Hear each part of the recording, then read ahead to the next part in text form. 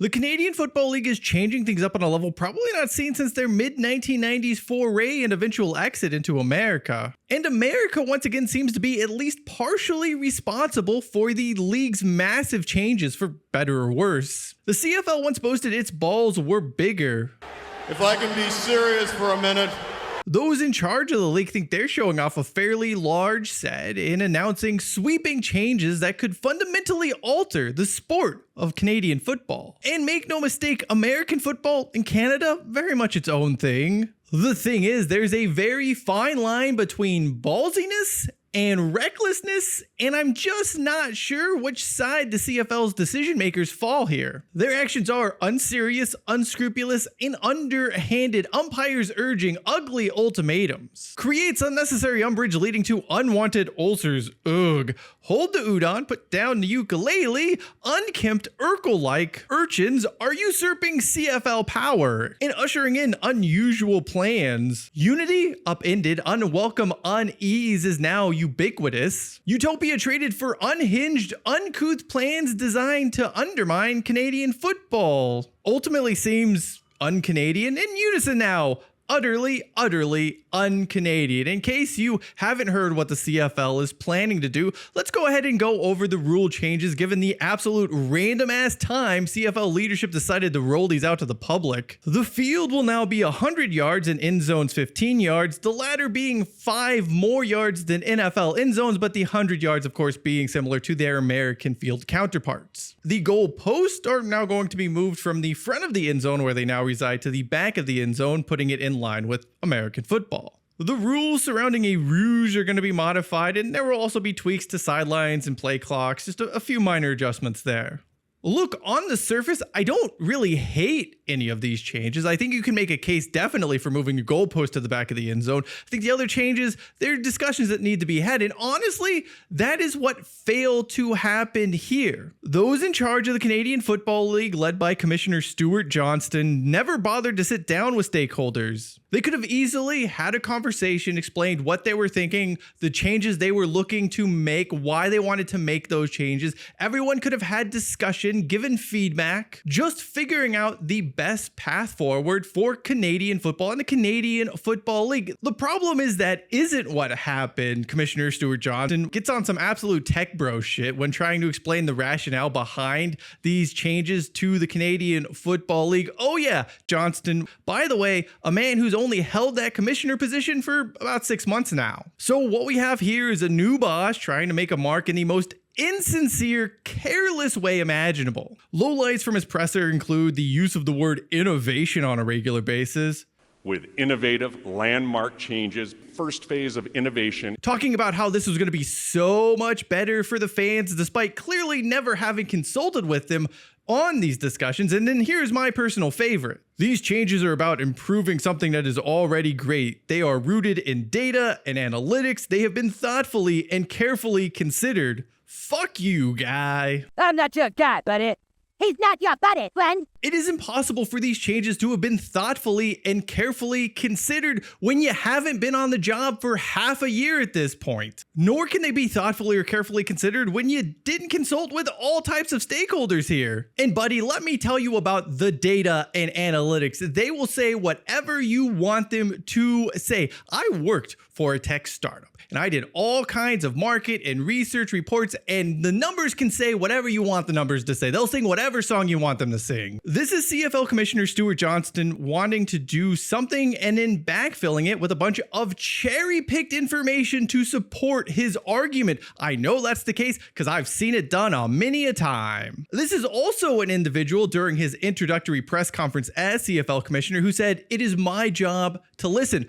Who are you listening to? Because you didn't listen to anyone here. Just to go back to the tech thing for a second, Facebook, social media platforms, really anyone in that tech space carries out very similar initiatives. They always try to roll out massive changes under the guise of, we're doing this for you, the user. Every update they release though has absolutely nothing to do with the user experience. It's all about profitability. Almost unilaterally, these updates tend to suck, and if they had bothered consulting with users beforehand, they would have rejected them. They would have told these companies how much their updates suck. Don't believe me? Facebook is basically unusable now because they've rolled out update after update to improve the user experience. Well, this has not done that. It's improved their profitability for sure. Amazon has gone to the marketplace where it's easy to find anything you wanted to buy to the place where it's just ads for stuff you don't want that's not even related to your search. The EA Sports NHL franchise is nothing but a soul-sucking experience of mediocrity because of Ultimate Team. Now the CFL wants to walk that same very path. The thing is, I don't understand what its thinking here is, what its logic to get to that path towards profitability. I fully understand, by the way, the leagues need to be more profitable to bring in more revenues. Its next television contract needs to do better figures. I'm sympathetic to that, and I do want to see the CFL bring in more money so every team can turn a profit. Like, I'm not naive to think sports isn't about that. But equating greater profitability for the CFL with scoring more touchdowns and providing, by the way, no analytics, no data to support that, despite saying this decision was all about the data and analytics. I mean, what are we doing here, people? There also seems to be a complete lack of care for the trickle-down effect when it involves football in Canada. You see, this decision doesn't just impact the CFL, but it goes to the university level and youth football in the country. They've been left out of the loop here in favor of a selfish pursuit from those running the CFL. Now, what does U Sports do with their football divisions? Are they going to have to follow suit? Because we're talking about two different fields, different sets of rules. I mean, something like moving the goalpost is pretty big.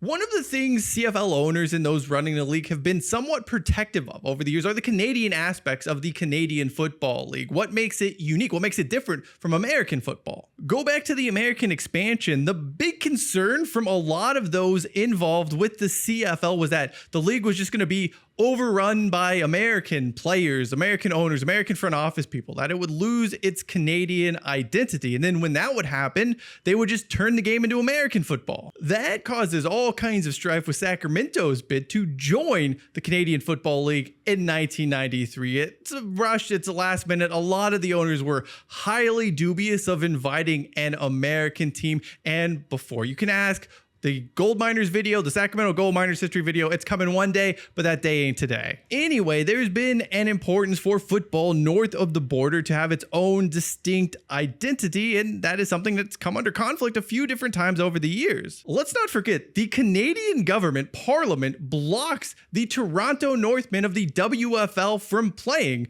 Sure, Bill C-22, the Canadian Football Act, it doesn't pass in Parliament, but just having that bill introduced and having the government have those discussions was enough to scare off the Memphis franchise, or what would become the Memphis franchise entirely. Eventually, the Montreal Machine of the World League of American Football and later the Buffalo Bills do play a bit in Canada.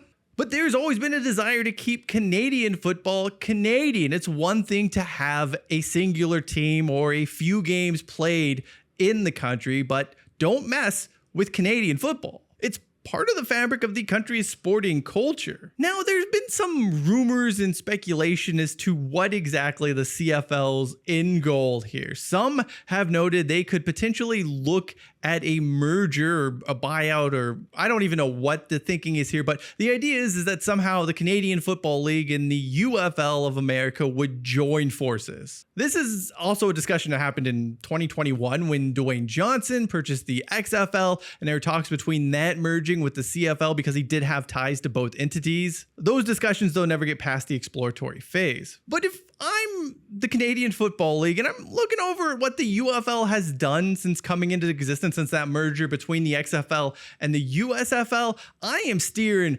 clear of whatever it is they think they're doing at this point. Others believe this is simply an attempt to garner a larger audience in America, that we stupid, lowly Americans can't understand Canadian football, but if they play on a 100-yard field with goalposts in the back of the end zone, that somehow it'll make more sense to us. As an American, the issue with Canadian football and the Canadian Football League has never really been about the sport itself, how it's played, the rules, the different dimensions. You kind of get an idea of how that works out. It's fairly intuitive. The issue, at least now in the present times, has been star power. or a lack thereof. For me, personally, I was most into the Canadian Football League back when Ricky Ray was playing, back when Charles Roberts was playing. Those were guys I knew and I watched in high school at Sac State. To see them carry on their professional careers up in Canada, it was awesome for me to see, and both were extraordinary talents. To that end, the Canadian Football League has been worried about their aging demographic. Fans are skewing more and more older. It's not creating more younger fans or newer fans, whatever the case may be there.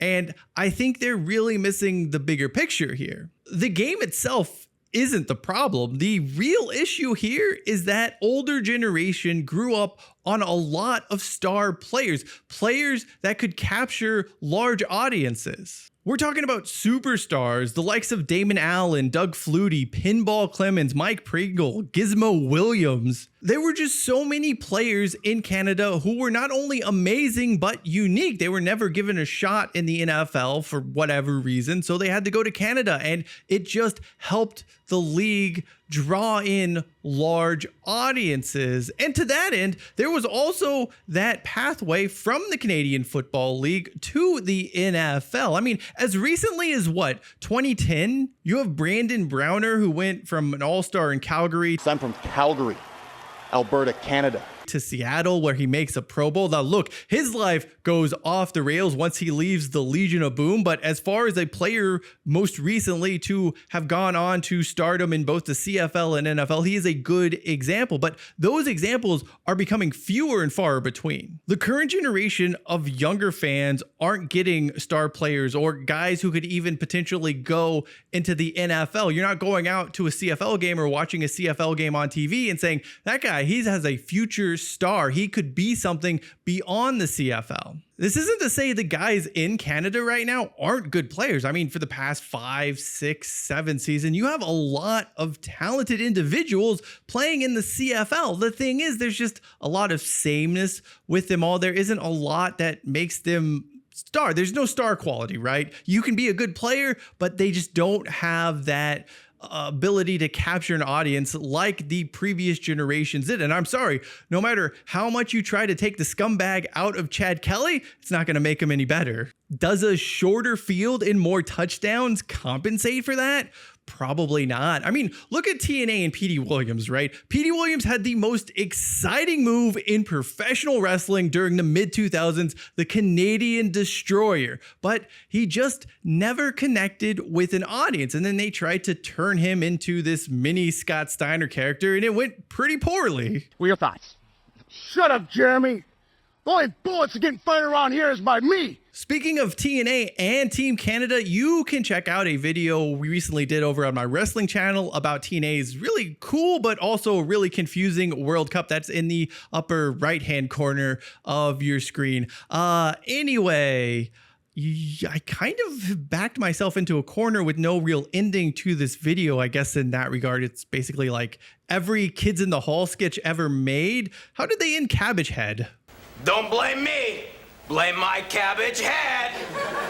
Well, I guess that's the bar here. At the end of the day, when it comes to the CFL and these rule changes, I don't want to say they're good or bad, that they're right or wrong. I think you can make a case either way for them. I think there's a discussion worth having here. But how this has all gone down is shady as hell and should be viewed through the lens of skepticism. Why not engage stakeholders here? Why not talk to the public and get their feedback from a commissioner who said he's all about listening? And why can't anyone say why these changes are truly needed beyond the fact that, well, more touchdowns equals more fans, which is not an equation that necessarily computes. Something just doesn't sit right here, and it doesn't seem as if these changes are going to fix the CFL's lack of star power problems. Scoring more touchdowns doesn't necessarily create, well, it doesn't create new stars. It's all about the guys behind the helmet or underneath the helmet, whatever the case may be. That to me is the far more pressing issue, and one no one in CFL offices has an answer for. But hey, what do I know? I'm just an American, and the last time an American got involved in the Canadian Football League, well, we won the Grey Cup in '95, but things went pretty poorly beyond that. Anyway, thank you for watching this video. If you would like to learn the complete history of the Sacramento Surge, the team that would go on to become the Canadian Football League Sacramento Gold Miners, check out the video in the upper left-hand corner of your screen.